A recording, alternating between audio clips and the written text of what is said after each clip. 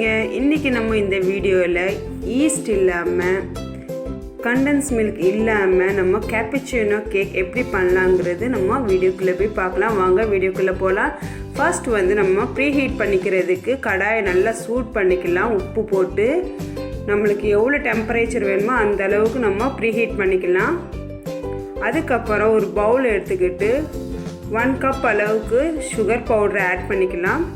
இந்த sugar powder டைரெக்டாக சுகரை ஆட் பண்ணிங்கன்னா 2 ஸ்பூன்ஸ் ஆட் பண்ணிக்கோங்க. 2 கப்ஸு இல்லைண்டா 1 கப் 1.5 கப் போதும். அதே மாதிரி 30 ml ஆயில் ஊற்றிக்கிட்டு நல்லா மிக்ஸ் பண்ணிக்கலாம். நம்மளுக்கு சீனி பவுடரை நல்லா மிக்ஸ் ஆகணும் அந்த எண்ணெய்க்குள்ளே. நான் கோகோனட் ஆயில் தான் யூஸ் பண்ணியிருக்கேன். உங்களுக்கு வேணும்னா SF கூட நீங்கள் யூஸ் பண்ணிக்கலாம். கோகோனட் ஆயில் நல்ல ஃப்ளேவர் கொடுக்கும் ஃப்ரெண்ட்ஸ் கேக்குக்கு. அதுக்கப்புறம் நம்ம தேவையான அளவுக்கு நம்ம முட்டை ஆட் பண்ணிக்கலாம். நான் 2 முட்டை எடுத்துக்கிறேன் ஃப்ரெண்ட்ஸ்.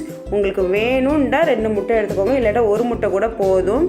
இல்லாத பட்சத்தில் முட்டை வேண்டாம் அப்படிங்கிறவங்களுக்கு கண்டென்ஸ் மில்க்கு தயிர் கூட நல்ல காம்பினேஷனு, அது கூட ட்ரை பண்ணுங்கள், நல்லாயிருக்கும்.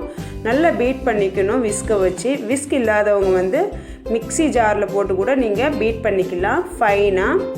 இந்த மாதிரி பீட் பண்ணதுக்கப்புறம் நம்ம ஒரு 1/4 ஸ்பூன் அளவுக்கு பேக்கிங் சோடா இதையும் போட்டு நல்லா பீட் பண்ணிக்கலாம். நல்லா ஃபர்மெண்டேஷன் ஆகும் ஃப்ரெண்ட்ஸ் பேக்கிங்க்கு.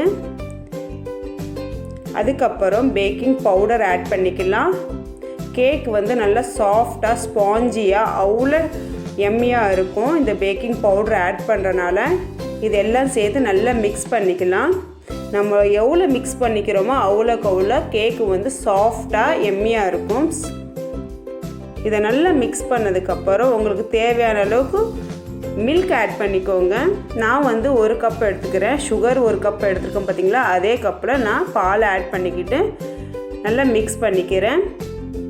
அந்த எக் பேட்டருக்குள்ளே நல்லா டிசால்வ் ஆகணும் அந்த பாலுக்குள்ளே. இந்த மாதிரி நல்லா மிக்ஸ் பண்ணதுக்கப்புறம் நம்ம கொஞ்சம் கொஞ்சமாக நல்லா பீட் பண்ணிக்கணும் விஸ்கை வச்சு. இந்த மாதிரி கரெக்டாக ஒரே டைரெக்ஷனில் நீங்கள் சுற்றிக்கிட்டே இருங்க. அப்போ தான் நம்மளுக்கு கேக் பர்ஃபெக்டாக இருக்கும். அதுக்கப்புறம் நான் ஒரு பெரிய கப் அளவுக்கு கோதுமை மாவு எடுத்துக்கிட்டேன். நீங்கள் 1 கப்பு எடுத்துக்கிட்டிங்கன்னா 1.5 கப்பு நீங்கள் சீனி எடுத்துக்கோங்க, நல்லா பர்ஃபெக்டாக இருக்கும். இதை நல்லா விஸ்கை வச்சு நீங்கள் நல்லா லம்ஸ் இல்லாமல் நீங்கள் கிண்டிக்கோங்க. இந்த மாதிரி உருண்டை எங்கேயும் கட்டக்கூடாது. நல்லா மிக்ஸ் பண்ணிக்கலாம். சாஃப்டாக இருக்குது பாருங்கள் மாவு. நல்லா ஒரே டைரெக்ஷன்லேயே நீங்கள் ரிப்பீட் பண்ணிக்கிட்டே இருந்தீங்கன்னா நல்லாயிருக்கும். நம்மளுக்கு ஏருங்கிறது உள்ளக்கு போகணும், அந்த அளவுக்கு நம்ம மிக்ஸ் பண்ணிக்கலாம். அதுக்கப்புறம் கட் அண்ட் ஃபோல்டு மெத்தட் இருக்குது பார்த்தீங்களா, அந்த மாதிரி பண்ணிக்கணும். அப்போ தான் நம்மளுக்கு உள்ளக்கு காற்று உள்ளக்கு போகும், நல்லா கேக் ப்ளஃபியாக இருக்கும். ஒரே டைரெக்ஷனில் தான் பண்ணணும் ஃப்ரெண்ட்ஸ். இந்த மாதிரி கட் அண்ட் ஃபோல்டு பண்ணதுக்கப்புறம் நம்ம என்ன பண்ணலாம் பார்க்கலாம்.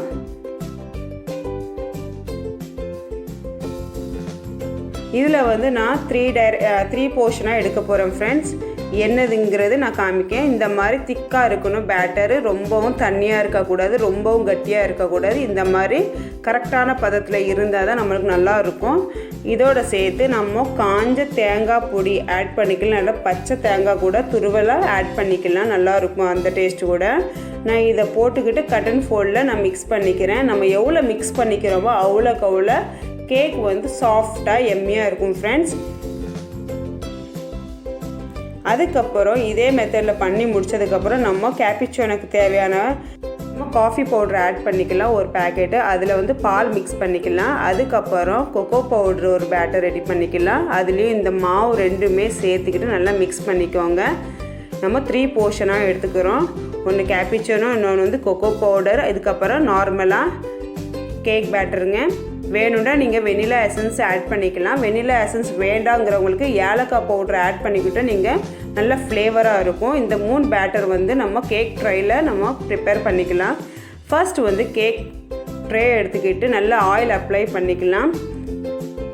நம்ம பட்டர் பேப்பர் ரெடி பண்ணிக்கலாம். வீட்டில் புக்ஸ் இருக்கும் பார்த்தீங்களா, அதில் பின் பேப்பர் எடுத்துக்கிட்டு நீங்கள் ஷேப்பாக கட் பண்ணிக்கிட்டு அதில் வந்து ஆயில் அப்ளை பண்ணிக்கிட்டு அதுக்கு மேலே வந்து நம்ம பேட்டர் ஒவ்வொன்றா ஆட் பண்ணிக்கலாம். ஒன்று கொக்கோ பவுடர் பேட்டர், இன்னொன்று கேப்பிச்சினோ பேட்டர், இன்னொன்று நார்மல் பேட்டரை யூஸ் பண்ணிக்கிட்டு அதுக்கப்புறம் ஃபுல் அண்ட் ஃபுல் ட்ரைக்குள்ளே நிறச்சிருங்க. அதுக்கப்புறம் நம்ம தேங்காய் துருவலை ஆட் பண்ணிக்கலாம். அதோடு சேர்த்து பாதமும் நம்ம ஆட் பண்ணிக்கலாம்.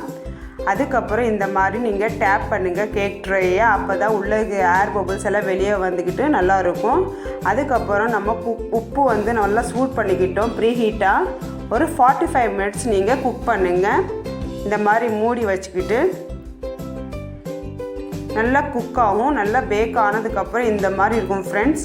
ஒரு 45 மினிட்ஸ் கழித்து நல்லா குக் ஆகிடுச்சு. நம்ம செக் பண்ணிக்கலாம். ஒரு ஃபோக்கை வச்சு நீங்கள் உள்ளக்கு டிப் பண்ணுங்கன்னா ஒட்டாமல் வரணும். கேக் வந்து அந்த அளவுக்கு பர்ஃபெக்டாக குக் ஆகணும் ஃப்ரெண்ட்ஸ். அதுக்கப்புறம் வந்து பிளேட்டில் வந்து நம்ம மாற்றிக்கலாம். பாருங்கள், ஈஸியாக வந்துடும்.